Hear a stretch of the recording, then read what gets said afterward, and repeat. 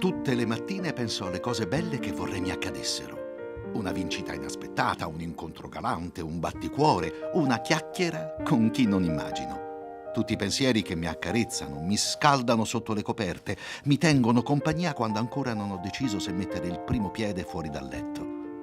E a questi pensieri si accompagna il gusto di una tazza di latte caldo, sposata al caffè nero che viene su dalla moka, ai biscotti, alle merendine, a tutte quelle delizie che fanno capire che in fondo la vita è bella.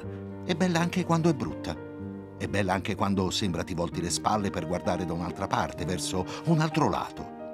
Perché quando meno te l'aspetti, ti dà sempre un buongiorno. Basta risponderle.